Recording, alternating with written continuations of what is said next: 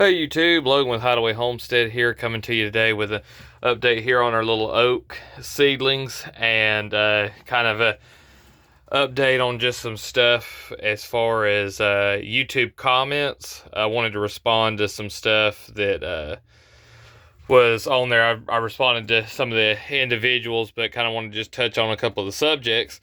And as you can see, our little oak seedlings, one of them has a little leaf here. And we have more popping up. We got one there, got one there. There's, I think, 15 in each box.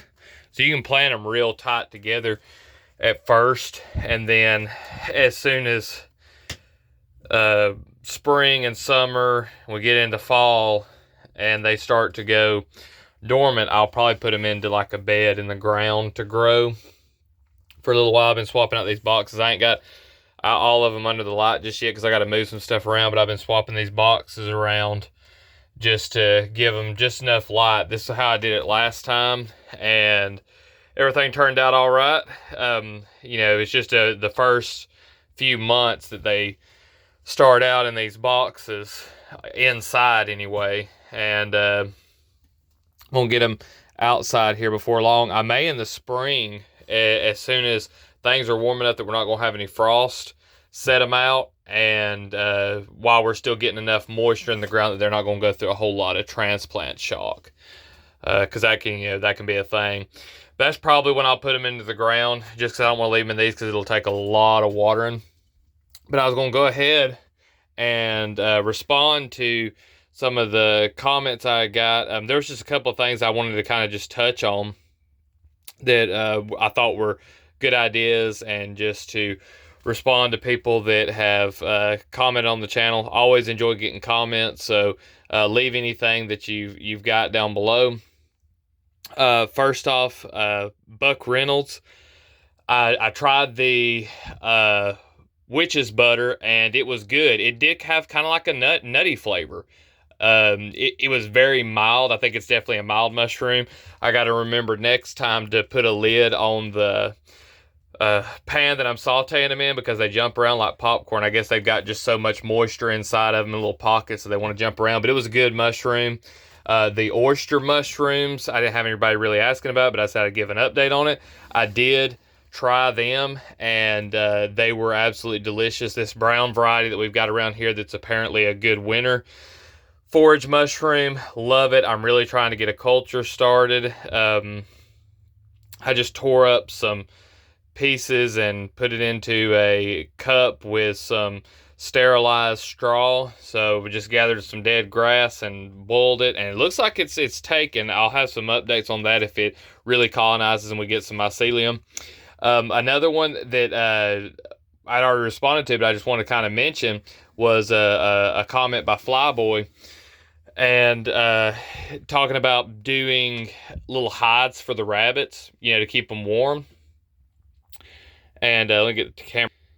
And I was thinking about that, and our winters here in North Alabama are really mild. Now, tomorrow and day after tomorrow, we're going to have some serious winter weather. Like for here, it's unheard of, because it's going to be like a low of 10 at night, and then ain't going up but to 20-something during the day for just a couple of days. So that's still pretty tolerable for rabbits, and I've got a piece of metal that I put up on one side just to keep wind off of them, because they all huddle together, and they do just fine. The other ones are under tarps, and not really worried about them getting cold. But something to consider, especially if you're in a cold climate, is that if you're growing out rabbits during the winter.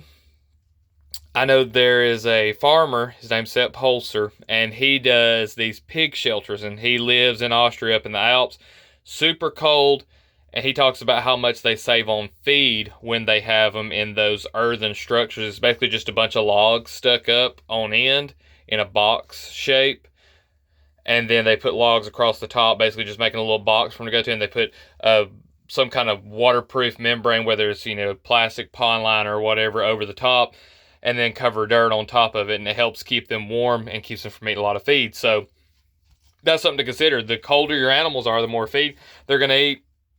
or the more energy they're going to expend. And I've thought about hides before, just for really not so much just because I'm worried about the cold, but then too, just because it would be enriching for the rabbits, to have something like that. So appreciate Flyboy leaving that comment.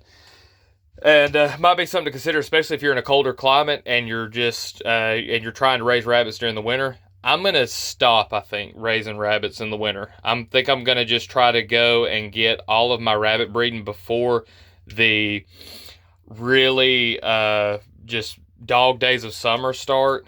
And especially if I can keep my rabbits in a cool, ventilated structure when we're over on the main property, I think it's going to be a lot more beneficial to breed them intensively for a few months and then have them let them have a break over the winter time.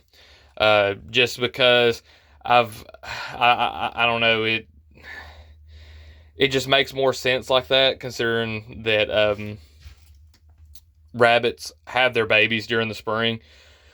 And, a lot of like your commercial rabbitry and stuff. And if you're selling, people want them all year long. But I have a freezer and I don't mind having fewer animals during the winter because that's less that I have to take care of. So we're going to be doing a lot of having to unfreeze water bottles and pour hot water into our little waters that feed through nipples. And then also having to change the ducklings' water, and put in warm water, once or twice a day. That's the thing is, you just make sure that your animals have access to water at least, once or twice a day for a good period of time. You can get water heaters and stuff just to keep the water unfroze, but if you're not, you need to make sure you get it to them daily.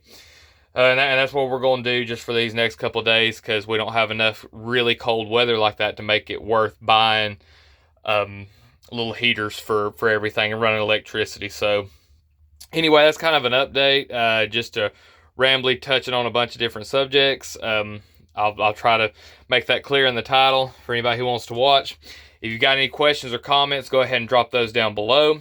If you haven't left a like on the video and you enjoyed it, go ahead and do that. If you haven't subscribed to the channel, go ahead and do so. I drop a video like this mostly every day. I appreciate all y'all watching, and we'll see you in the next one.